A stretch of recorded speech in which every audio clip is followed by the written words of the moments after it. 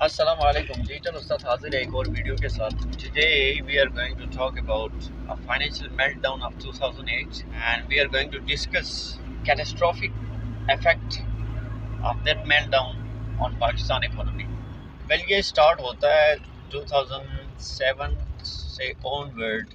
2009 crash हुआ था major. 2008 जितने भी स्टॉक्स थे, जितनी भी कंपनियां थी, डूब गई थी बिल्कुल. किसी कंपनी में 500 पॉइंट्स गिर रहे हैं, किसी कंपनी में 800 पॉइंट्स गिर रहे हैं, किसी कंपनी में 1000 पॉइंट्स गिर रहे हैं. मतलब एक बवाल था उस दिन. इसका ओरिजिन जो था वो यूएस था. ये जो है ये दुनिया का 5th वर्स्ट रिसेशन कहलाता है. ऐसे 5 रिसेशंस आए ग्रेट डिप्रेशन के बाद. 1929, 1930 it was a great depression at that time. ऐसा कभी नहीं हुआ था.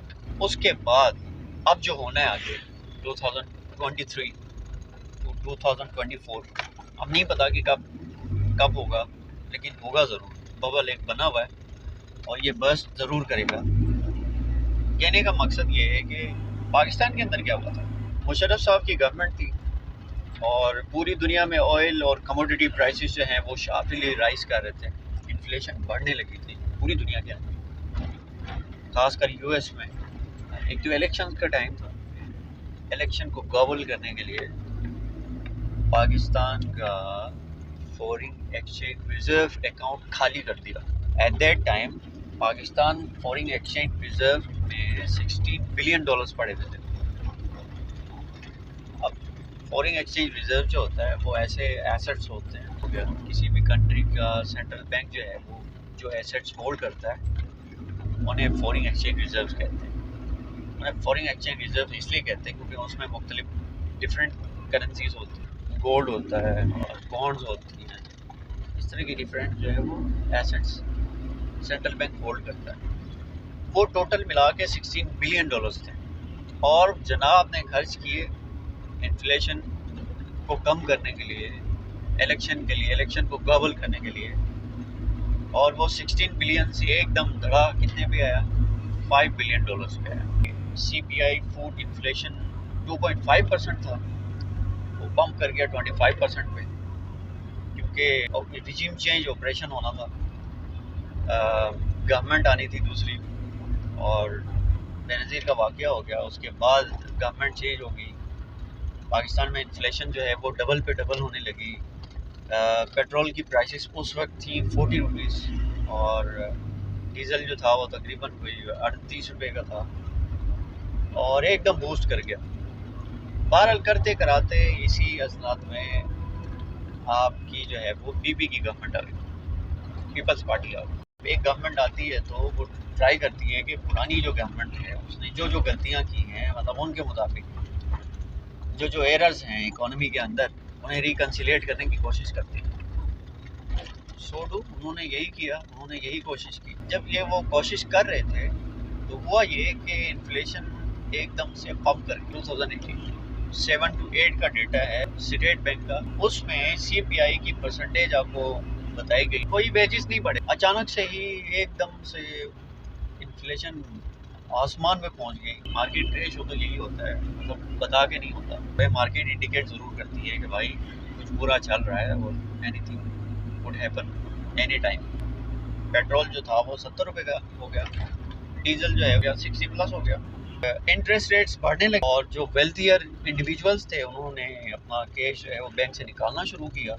बैंक्स खाली हो गए. बैंक्स को अब लिक्विडिटी की ज़रूरत है और लिक्विडिटी आ नहीं रही. क्यों? क्योंकि इंटरेस्ट रेट्स बढ़ गए हैं. वेल्थियर क्लाइंट्स थे उन्होंने अपने पैसे जो हैं वो निकलवाए हुए.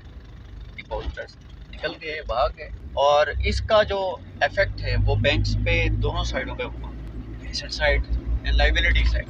अब एसेट साइड, अब बैलेंस शीट किसी भी बैंक का कैसे इफेक्ट हुआ, वो इस तरह इफेक्ट हुआ कि इंटरेस्ट रेट्स बढ़े हैं भाई, इसी तरह कैश नहीं आया उनके पास. लाइबिलिटी साइड में ये हुआ कि बोरोवर्स नहीं है, बैंक को पैसे नहीं मिल रहे, डिपॉजिटर्स नहीं आ रहे.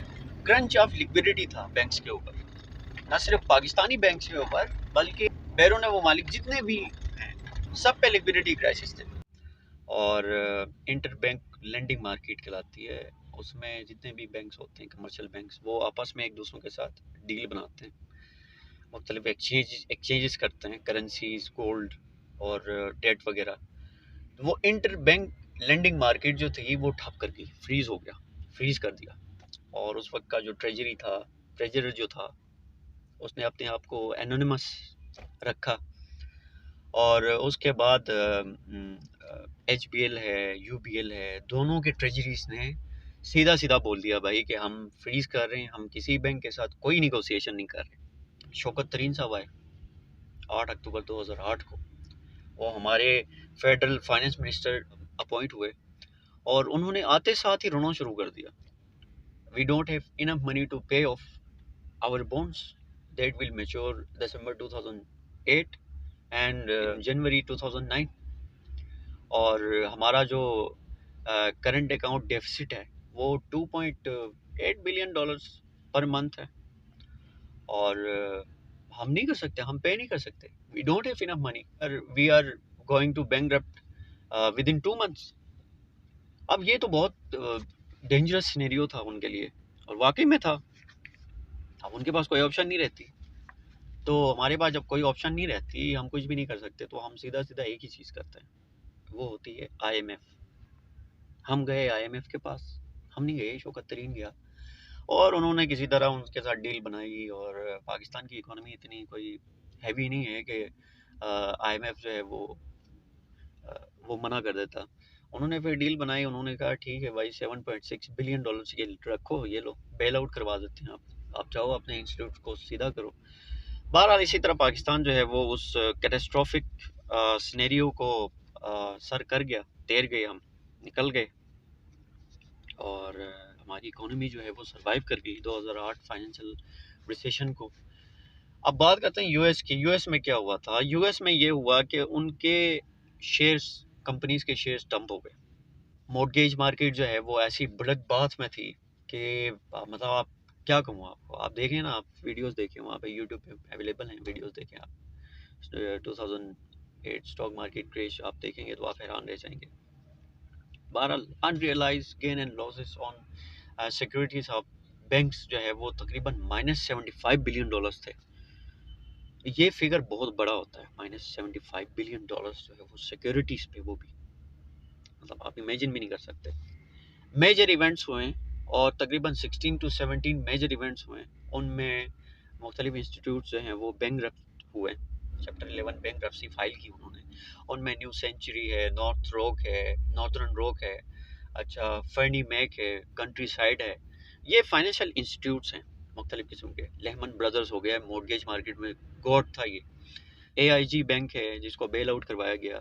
उसके बाद टेक्निकली सबसे बड़ा जो लार्जेस्ट इंस्टीट्यूट था उस वक्त का, वो था वाशिंगटन म्यूचुअल।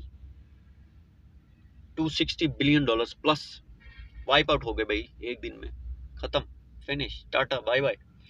बहरहाल उसको फिर ओबामा ने जो है आके बेल आउट करवाया, 700 बिलियन डॉलर्स का उन्होंने एड दिया और स्टिमुलस दे के उन्होंने बेल आउट करवाया।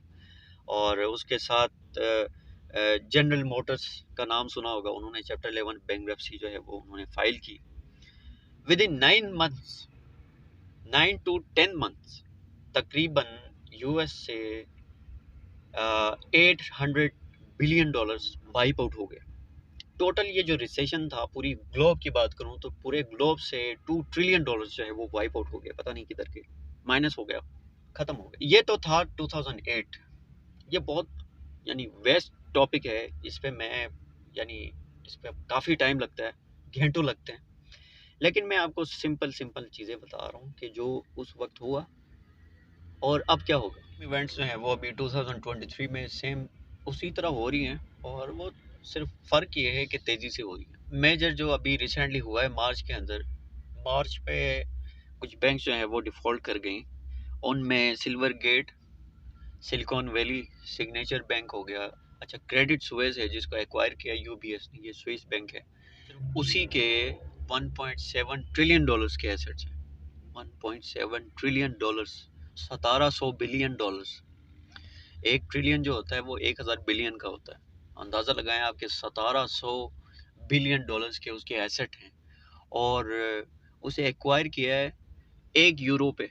उसका एक शेयर जो है वो €1 पे UBS ने एक्वायर किया उसे, ठीक हो गया। पता नहीं कितने शेयर्स लिए, I was not interested on Credit Suisse. उसके बाद फिर जो है फर्स्ट रिपब्लिकन बैंक है, और ये मेजर इवेंट्स हैं।